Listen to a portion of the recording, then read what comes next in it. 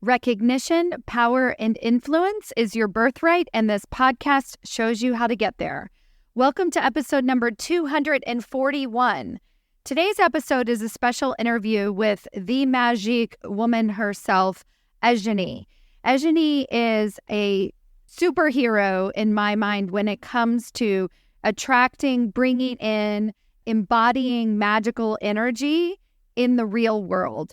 And you're going to see why in this episode. One of my favorite things about this episode is I really challenged myself as I was talking with Eyenie to continue to say some of the same questions that I would say to guests that I normally have on this podcast, like, what are your secrets to success? And, why do you want a voice at the leadership table? Even though I knew that her worldview, the way that she sees and views success or claiming your voice was going to be probably contradictory to what I usually hear on this podcast. And that is exactly what she delivered. Listen to this episode if you want to understand what it means to truly embody magic in your everyday life, to live essentially on a different plane of existence. This interview in and of itself might just change what is possible for you in your career. All right, let's get started. Welcome to Women Changing Leadership. I am your host, Stacy Mayer, and I teach you how to get promoted, get paid, and bring your whole self to the leadership table. I am on a mission to change organizations from the C-suite out, because women are the new face of leadership, and we are doing it on our terms. Hello, corporate badasses. Welcome to another episode of Women Changing Leadership. I am your host, Stacy Mayer, and super excited, as always, to be here with you again this week. Actually, even more excited, I just looked at my guest on the video screen, and she's shrugging her shoulders. I'm shrugging my shoulders. And, it's so exciting how a simple thing like shrugging your shoulders can put you into a higher level energy. So I want to say first, before we even get into today's episode, that's where we're headed. We're talking about upping our vibe, upping our energy, upping our iconness, upping our magic, everything, just bringing our whole selves. And as I've been going through the summer of magic this year and thinking about guests that I wanted to bring on, I am so blessed to have so many magical human beings in my life and who have taught me about magic as it exists in the world, but also how to bring out my own magic in a really insanely simple way, I guess, because it's already there and then you're just letting it shine. But Eyenie is just one of those people. And I remember first meeting her by listening to her on a podcast of another one of my iconic magical friends named Simone. And she was just like radiant through the microphone. And I could not wait to get her on here to radiate her energy to us. Thank you, Eyenie. Thank you so much for being here. Aw, Stacy, what a lovely introduction. That is beautiful. I'm really freaking giddy to be here. Yeah. So I am going to give her a formal introduction, which is awesome too. Eyenie, aka the Technicolor Priestess, helps people from all over the world to activate their inner icons through the magic of the elements, so that they can become the intergalactic influencers they're meant to be from the inside out. It all starts with one #coded outfit. Oh my God. Everything that you do, it's like, I just read this and I felt empowered. And I think about the women that I work with. It's like, rewrite your bio. You'll feel empowered. Shrug your shoulders. You'll feel empowered. Sit up. Like, it's just so good. It's so accessible. Yes, it's just these little activations all throughout the day that you can do. And it's not even like something's missing or you have to fix it or bump it up, whatever. It's like the activations in my book just remind you of who. Can I drop the F-bomb? Yes. If they remind you of who the fuck you are over and over again, and you're a fucking icon. So just, you got to shimmy your shoulders, do a little shimmy shake or the Cabbage Patch or a little whatever to remember, then why wouldn't you do it? You're a fucking icon, and it changes the course of your day and your action and your everything that happens follows suit. So tell me about your own personal secrets to success. I put success in air quotes because everybody has a different definition of what that means. But I'd love to hear what yours is and how you got there. Yes. My definition of success is taking myself all the way, is really just allowing myself to unfold and unfurl, no matter what that looks like, and having no attachment to what that looks like. Mm-hmm. And along the way, being fully embodied, fully expressed, and in an essence-led life versus a role-led life. So by essence-led life, I mean, my identity kind of doesn't really fucking matter. We're taught like all the rules, and we live a role-led life. Like, you know, our job, if we're a mom, if we're a dad, if we're whatever we are, right? If we're in this club, we're on this committee, or if we grew up this way or that way. There are so many categories, and there are different things that kind of box us in to create this identity that has been co-created with society, with our families, with our with so everywhere, that it's a beautiful distraction for who we actually, and I don't even like to say are, I don't like to conjugate it, I just like to say be, right? Mm-hmm. For who we be. For me, when you forget about those roles, when you allow them to just, it's just part of the day-to-day, and you remember always, you stay connected to that essence of your bigness, of your magic, of your iconicness, you allow life to just emerge as it's going to from that. That to me is success. And did you always do this? I didn't always do this, because when I started early on was definitely when I started, I always knew that there was something magical. I always played with energy without even knowing how to, whatever, label it. And at the same time, I'm, as you know, we do the elements in my world. So I'm air and space. So air tends to get to be really in the brain. So my whole existence was like up here. I was just in my brain all the time, trying to fix things, trying to have ideas, trying to like figure it out, trying to help others, trying to be liked, trying to be loved, trying to be enough, trying, right? So it really took a lot of effort, because nothing was really about, it's funny because the ego makes you think it's about you because you're nourishing the ego, right? No, it makes you think that you're doing something kind by making it about others. I want to be helpful. I want to do this for you. I want to support you. But actually you're fueling your own ego. That's what's happening. You're not being kind. That's what's ego's telling you. Give me more food, more emotional donuts so I can feel like I'm valuable. And that was me. I was addicted to emotional donuts, and I was trying to get them any fucking where I could, just on the hunt for those emotional donuts. And doing the work that we all do. When I started a business, I never thought I was going to go on the journey. As much of many of us, right? We're just like, right. What the hell was this that I signed up for? So I obviously started my own spiritual journey. I started actually being able to put words to the energetics. I actually started understanding boundaries. I actually started understanding other dynamics in my life. And I started seeing through air and space also myself more clearly, and understanding sort of how I was showing up. I was making it all about everyone else, from how I dressed to, even though I was always weird and quirky, but I was still doing it for others. It was measured, or a little bit more for these people, you know? So it's taken, you know, whatever, an earthly decade or more to get here. But here we are now. I know that this is truth, the way, you know. Yeah.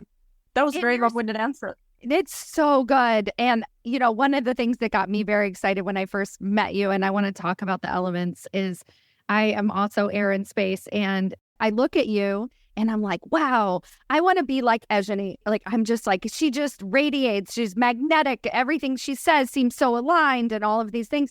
And when I first saw you and figured out that we have the same elements, when I hear your story about air, and that's the thing that you always talk about, is that we're always going through evolutions, and there's the upside to air. I mean, there's all of these great pieces of air, and then there's, I don't know, you have better language for the dark and the light or whatever of these elements. And I would see, I just live in one side of that element a lot. And then I can just bring it and transition that into the other side of that element. Actually, maybe we have to talk about everything at once, explain the elements, and then maybe that concept of how they're evolving. So the elements, yes. So as you were saying, the elements, I love that we're saying elements and we express them in our own ways. That's the beautiful thing about the elements. They each can be expressed either in shadow or iconically. And so we are expressing iconic, that in an iconic way, that means you're in truth. You remember who you are. You remember your icon. You remember you're the fucking universe. You remember you're a magician, a wizard. You are constantly creating everything, right? And anything is possible for you because you are the universe, your icon.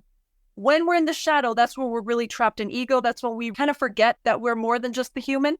And being human is exciting. It's like, there's a lot going on Earth, right? And we're here on this magical journey, and it's like the best movie ever, right? This crazy game. And we're also more. There's more beyond the human. This is just kind of our avatar, or whatever you want to call it. When we know our elements, we can start seeing, because the more awareness you have of how you're showing up in your human, which is the shadow, right? You can start seeing, oh my goodness, that's not truth. That's not actually who I am. That's ego. And so, for example, air, when it's in its most iconic state, air is playful. It is lighthearted. It brings fun and whimsy to really serious topics or situations. Like think the jester, the court jester, in the king's court. The jester was able to say anything about anyone without getting beheaded because they said it with pizzazz and wit and, cleverness and silliness. And so that's a really amazing superpower. There's always like this youthfulness and this like childlike nature about air. So if you're talking to somebody like that you're coaching or helping in any way, the way you deliver it, because it's playful or because you have a disarming way of saying it, people can actually absorb it differently.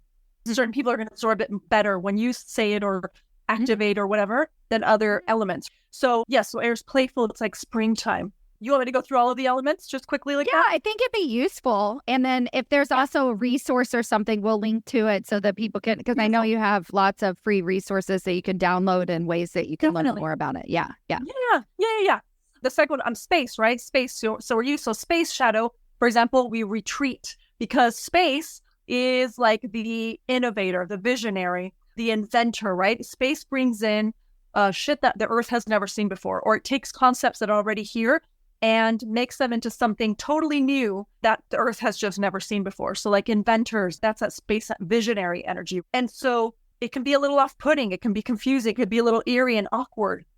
That's even in iconicness, because that helps people sort of step outside of the box. That's superpowers of the space.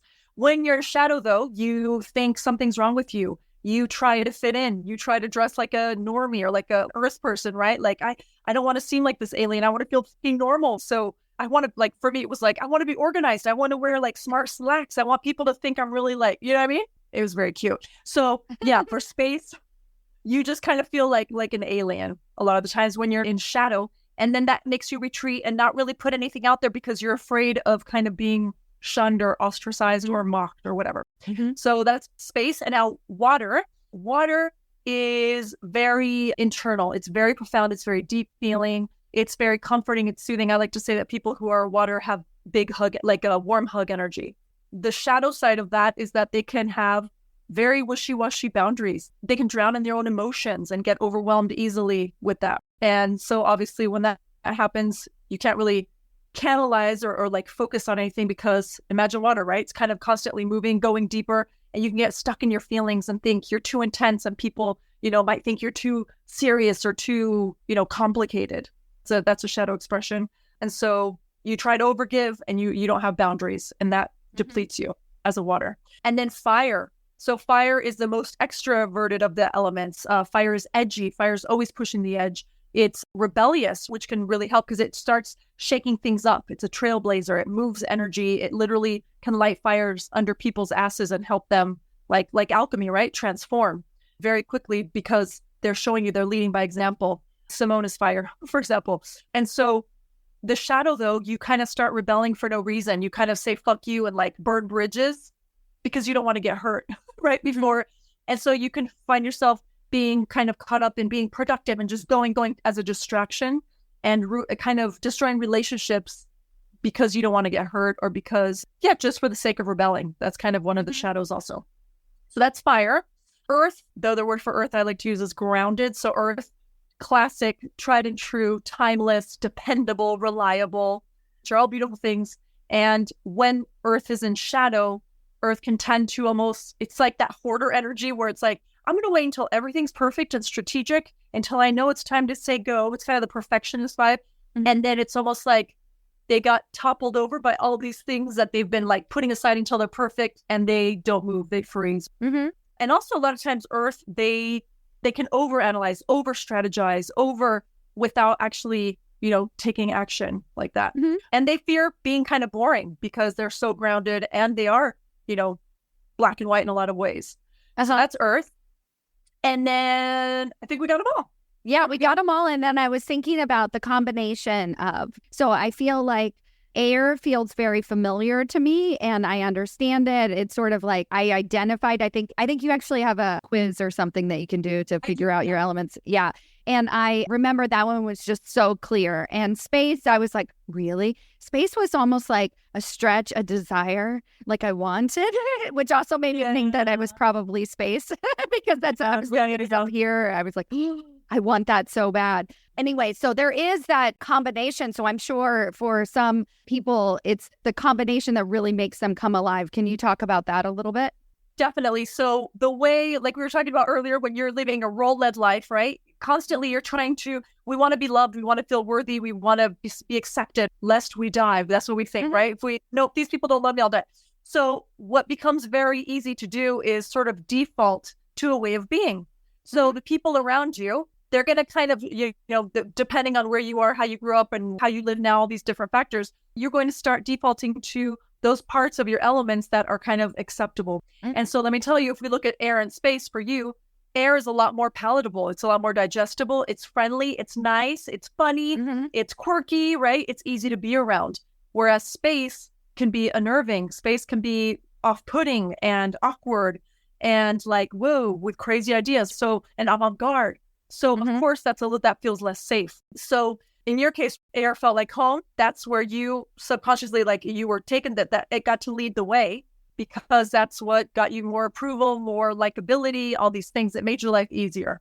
So when we bring in that part of ourselves, though, that scares the dickens out of us, that scares the living fucking daylights out of us, that's when we're finally in truth because we're not trying to mask or hide. We're not on double duty trying to hide these parts of ourselves to make ourselves likable or lovable or to get the clients or to be more successsiul.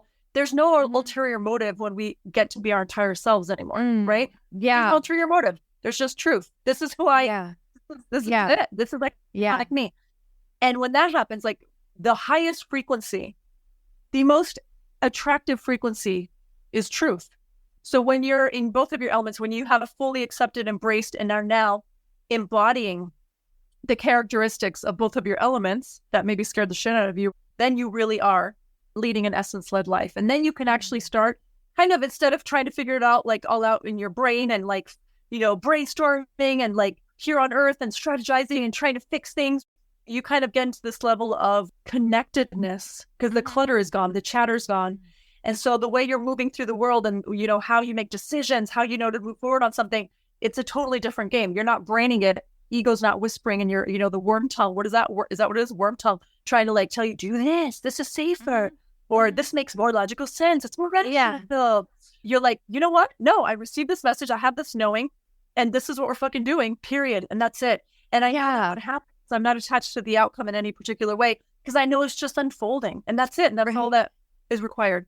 So that's what happens. I feel like I have this amazing opportunity to talk to you about something that I didn't really even know if we would talk about promotions or not on today's podcast. But because of what you're talking about, and so I help women get promoted. Some journey that I have been on is that I always knew that your promotion was like nothing. It was like purely meaningless. It was a tool to step up, but just say, hey, what's more for me? Is this what I want? To push through the ego. And it's also the word promotion, thinking about titles is very ego driven. What I notice is that a lot of women will rebel against the promotion, the title, and won't go for it as an act of, being safe or whatever it might be, or to say, hey, I don't want to be ego driven, but then that's what they end up doing. And so I would just love to, like, when I say getting promoted, like, what's the point? And for me, it's always like, yes, of course, but it's not everything. So what does that mean to you when I just say that? Yeah. I love this. I love what you're saying. So ego is always hierarchical. So of course, here's promotion and it's like, yes, we want that because if we get more accolades, we'll get more, we'll be more, right? And we get more approval. That's what we're supposed to do. And at the same time, it's like, oh shit, also ego. But wait a minute, can we actually do this? Can we, right? So there's going to be, that's what brain and ego, they will give you the most beautiful arguments for and against a thing and make your life miserable. And that's why it's very hard to know what to do, right? Should I do this? Like how many people go and poll everyone? Should I do this? Should I not do that? What are the pros and cons of my promotion? So I have a couple of angles I want to talk about this. And so you go and you ask everyone because you don't really know, because ego is a confusing, like, shady fucker who's going to give you lots of mixed signals and information so that you don't know what to do. And when that happens, you know that you're not in truth. This is a really beautiful promotion or not, and we'll talk about this in a minute. It's all about following your fuck yeah, as I'm sure you've heard me say, right? Mm-hmm.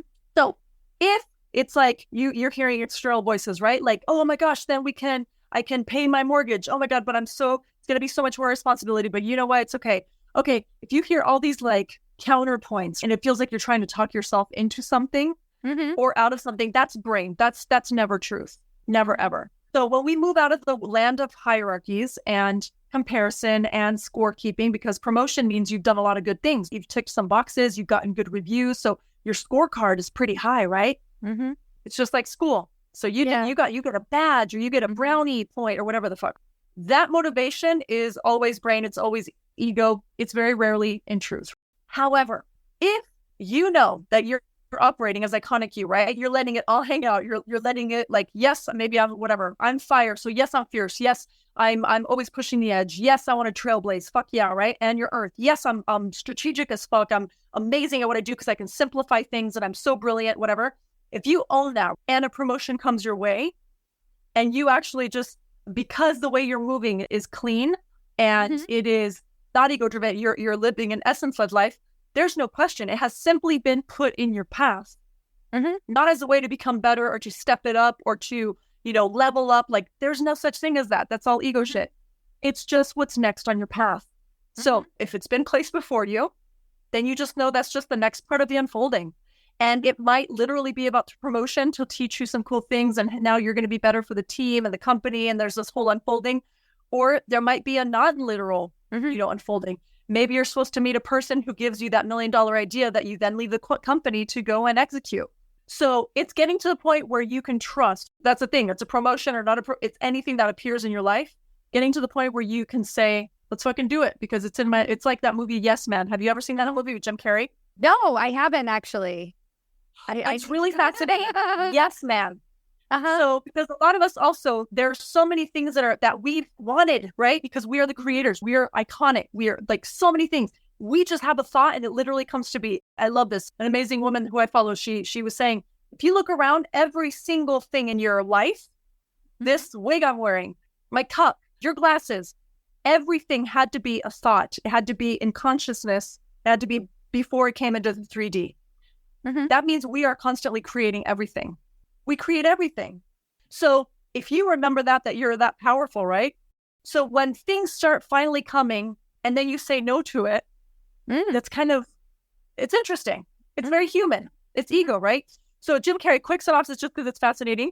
He's this guy who's just kind of bored with life. He doesn't want to interact. He works at a bank and he just like friends want to invite him out. He says, no thanks. And then he just goes home and he's like just by himself, bored. He's not engaging. He's not doing anything. And so someone tells him, you know what? I dare you. Just start saying yes to everything. Start saying yes to everything. And so he is just for 1 month or something. So he starts saying yes, okay, to going out with the guys, right? And these shenanigans happen that are really scary and not very safe, like an interaction with a guy in the middle of the night who robs him, all these things. And then the more he says yes, the more he says yes, the more he says yes. It's almost like his consciousness, evolves. And then everything that's coming into his life, he starts having fun. He gets healthy. He falls in love. His entire life and himself, everything changes just because he trusted that what was coming into the unfolding was exactly what was meant to come in, right? Without judging. Yeah. His whole life changes by the end. It's really fascinating. And it's it highlights all of this. So this kind of comes to mind in my thinking too. So I did a lot more work with you like a year ago. So I haven't been working with you more recently. And I remember you kind of just started popping up in my feed again and I saw you. And of course, the first thought that I had was like, oh, I missed that. Like when I was working with Eyenie, like I felt that. I felt like I was in my elements and I knew and I trusted. And as if it was either or. So like last year I was good. This year I'm not or something right there. And then I was, oh, nope. And I actually consciously cut that off, sent you the message, was like, be on my podcast. I'm in the Summer of Magic. And one of the things that you do so well, this idea of activation is it feels instantaneous. So all I needed to do was stop that noise of a story that it was either or, last year was better, this year was not, or whatever. Like it doesn't even make sense when you start to go through it. And just know that all of that is available to you. Like at any given moment, I could just turn it back on. Yep. I can put on that iconic outfit or coded outfit. Like I can just come back so quickly. So that's just what I really love about your work. I mean, I love so many things about your work, but that is one piece, is that it's available at any given moment. So talk about that idea of like, how do we activate this? What do we do if we just want to kind of flip a switch and turn it on, wake up? Yeah. So we all have that, like you said, right? And I'm here to remind you. So some different fun ways to just remember, or just literally, I like to just say, stop, drop an icon. Like if I'm even about this promotion thing, right? Should I do it? Should I not? Oh God, I don't know if I want it. Maybe I should try to get it. I need to try to get it, whatever. Stop, drop an icon and remember who you are. I am fucking icon. Literally, it can be this simple. Wait a minute, I'm fucking icon. I'm limitless. I'm the universe itself. I'm the creator. Holy shit. Okay, so knowing that, now, what do I do? Or what's possible now that I know that? Or what do I now see now that I know that? Now that I remember who I actually am, what's possible? What's my next move? Or what do I see now that I wasn't seeing before? So it's literally just stopping it, because you are always the icon. So it's just, you can literally just, the act of asking a question like that can be one. Obviously, Stacy, going into your closet and saying, iconic me, or my elements, earth, or whatever it is, water, guide me. What are we wearing today? What are we wearing? I'm ready to be my most iconic. So I'm ready to remember. And so you go and you just literally, you've done a closet session, so you know it feels random, right? You go and you randomly see what you're guided to pull out of your closet, put together. It might feel really like your brain and ego might be like, what the fuck are you doing? This is not what we wear. That's identity stuff. That's like, we don't care about that shit. That's 3D stuff. We care about the activation. So when you push past what brain is saying and you just feel into it and you say, is this a fuck yeah? Is this truth that I'm dressed in right now?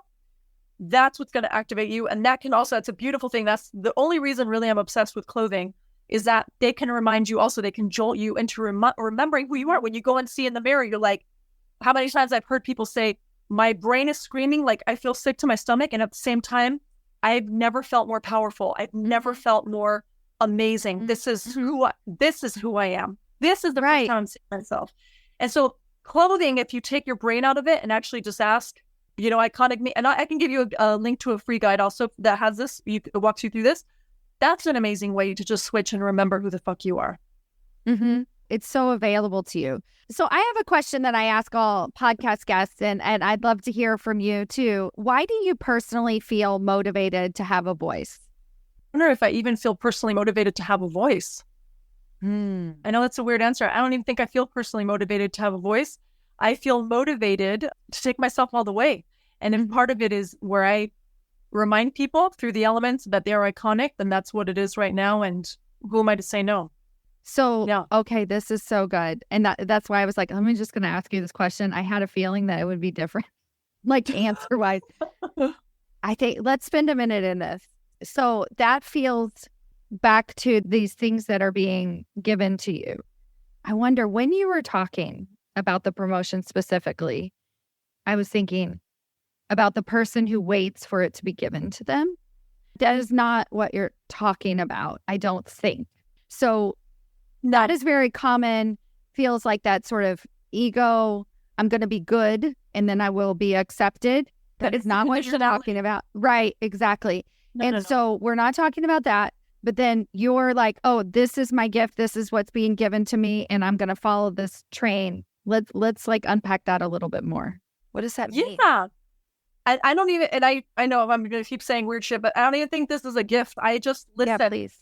We all do. When we just listen, what's meant to come through comes through. So that for the promotion first, it's like, if I'm a good girl or boy or, you know, person, and I do these things and rack up these brownie points, I will, of course, get my reward, which is a promotion and my office and more money, because I will convert it. I'll deserve it. Right. And then I'll be happy, and then I'll be successful, and then I'll be whatever, cool. And then I could tell my college roommate, like, fuck you, I made something of myself, right? All the motivations are external. There's motivation behind it. There's an ulterior motive.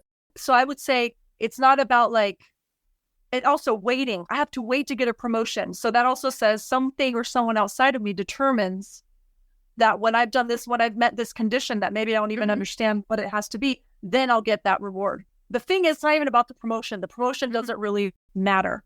It's you showing up in a way, like if you're doing a job, you're like, you know what? This is where I am. This is where I've been put. This is what's in my path right now. I'm going to do the fuck out of this job. I'm going to do the fuck out of this job. And I'm going to love exactly where I am. And if I have a vision of myself, whatever, in New York, in a high rise, you know, looking out into the city, having so many people underneath me, handling billions of dollars. If that's what the vision is, you hang on to that vision and you just be the fuck where you are right now. If part of getting to that vision is this promotion, nice. If it's not, no skin off my back, because I'm not really attached to anything. Nothing outside of me defines me. I know what I'm called to and I know where I'm moving toward, but it's like there's this destination that we can like imagine, right? Not an ego-based one, a clean one based on iconic you. And we don't know, like when you're like, I was on my way recently to do a photo shoot with a branding shoot for a client in Tuscany. I had to take a shit ton of trains. So I knew I was going to get to this amazing, gorgeous villa and that we were going to go shopping and all these things. I knew it was going to be beautiful. But on the way, there was graffiti. On the way, there was like a dead dog. On the way, there was like this abandoned thing. There were, you know, trash, all these things. A bridge was beautiful. I saw the Colosseum, but then there was like an abandoned car. You see what I'm saying? So it kind of doesn't matter what was there. I got to Tuscany. I had the amazing shoot. That was what actually mattered. Yeah, this sort of reminds me of all the crap that gets thrown at us every single day, right? And it's like, of course, we've got this boss, or of course, we've got this situation. Of course, you know, we're dealing with our family over here, and we can be our iconic self, and we know who we are, and we trust, and we bring in. So we're not just taking what's being thrown at us and then letting that bring us down and letting us say, well, maybe it wasn't meant to be. Never. No, because let me tell you, we are the creators. So what's meant to be is whatever the fuck you're imagining and you know is meant for you. Because this is a different thing. When you're wanting from ego, because ego says, I'm supposed to want this promotion. I'm supposed to have this much money. I'm supposed to have bought a house now because I'm in my 40s or whatever age we think, right? I'm supposed to have this kind of car. I'm supposed to be dressing in these brands of clothing. I'm supposed to, right?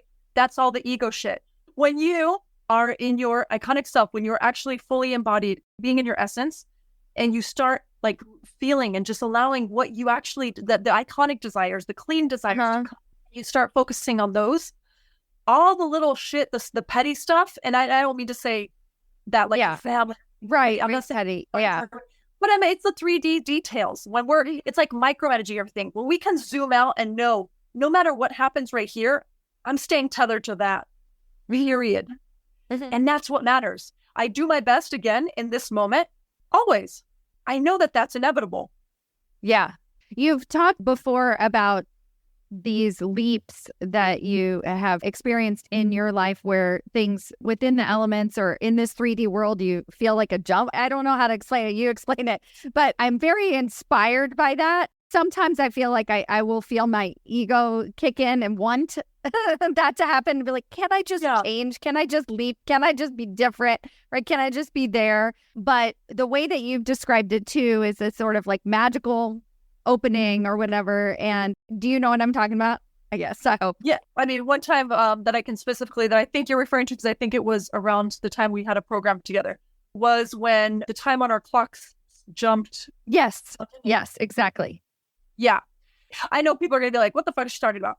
But time is also an illusion. We're in the 3D and we're taught like time and space. This is the reality we live in, right? But there's also like the quantum realm.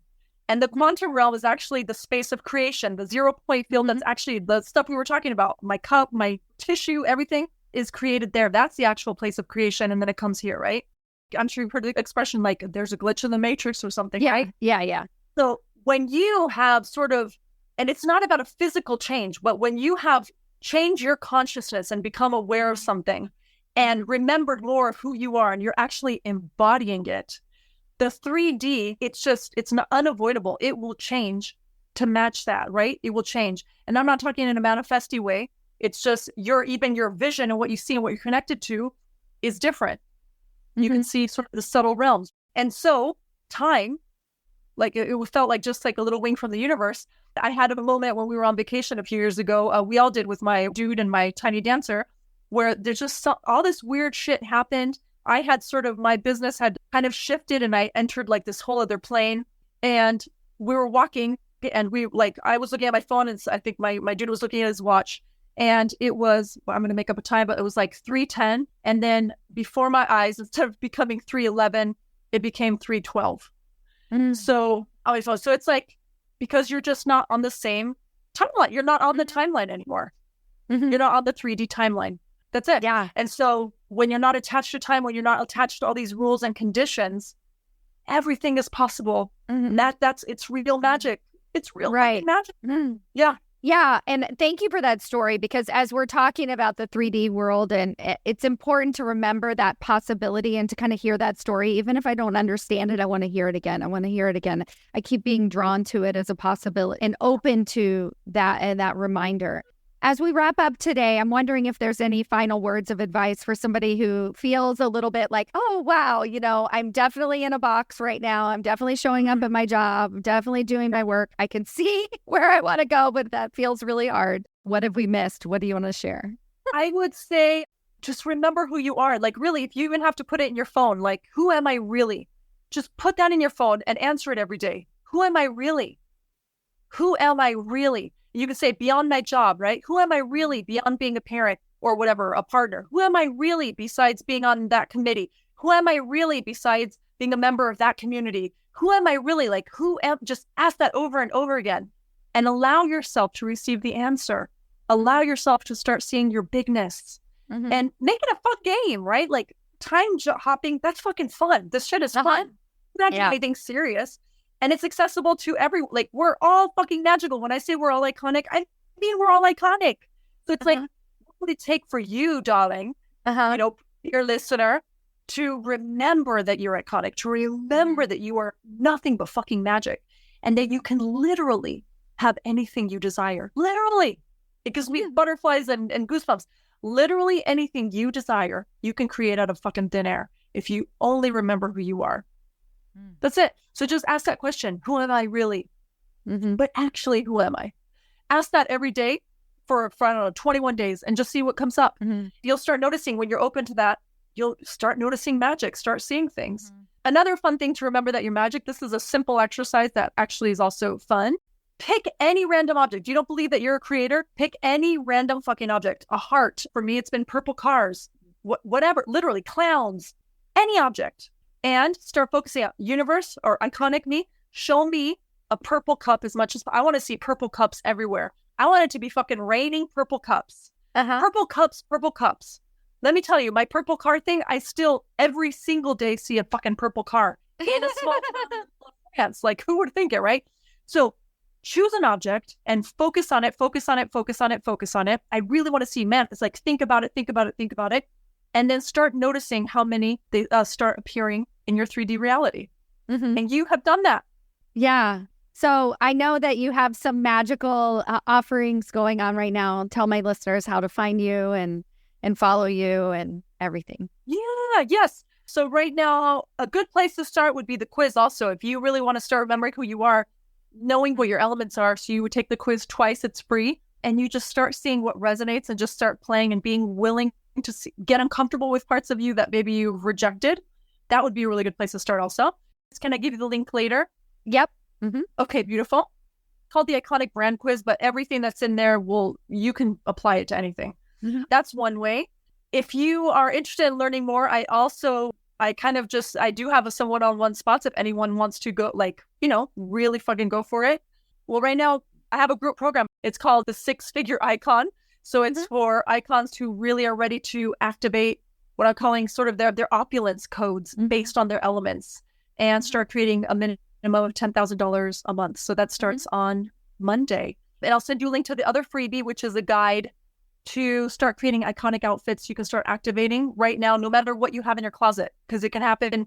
Because I hear so many people say, but I don't have very cool things, so I don't like I guarantee you will put together some iconic shit if you follow this guide. Yeah, it's true. It's true. It's really fun, actually. First thing I thought when I did the closet exercises, I was like, I don't have any money to buy new clothes, or I don't have time to buy new clothes. I mean, I kept thinking that I would need to buy new clothes. And actually, even I did buy a couple new clothes, and those aren't the ones that even feel iconic. I got mixed up being at the store, but they were already in my closet, or those accessories, or even I got some guides from my daughter. She came in and she was like, I was just like, well, what do you think is iconic? And she was like, this. And I was like, oh, I didn't even see that. Right? Like, yeah. Yes.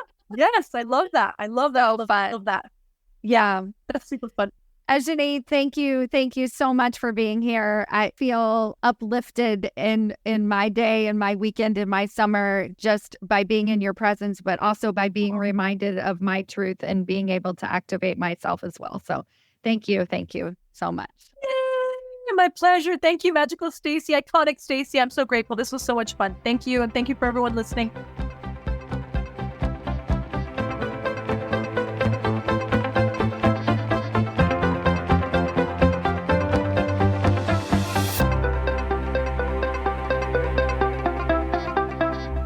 Before you go, I have a question for you. Do you know how close you are to your next promotion? Really? Not what your boss has told you, not what you even believe to be true, but have you actually taken the time to sit down, take an assessment, review the 5 categories that it takes to get promoted into senior executive leadership positions, and decided where you fall in each category, and given yourself a ranking on a scale of 1 to 10 of how close you are to getting your next promotion? Have you done this? Well, now's your chance. If that feels interesting to you and you're like, hey, I want to know exactly how close I might actually be, or how far away you might be, and what it's going to take to get you even closer, then I invite you to take my promotability quiz. This is a quiz that I put together with practical tips that actually tell you where you're lacking and where you're winning. What are the areas that you actually need to improve, and not necessarily what your boss is telling you all the time, so that you can take concrete steps towards landing that next promotion and changing the face of the leadership table. Go to yourpromotabilityscore.com to take your free assessment today. Yourpromotabilityscore.com, and let me know how it goes.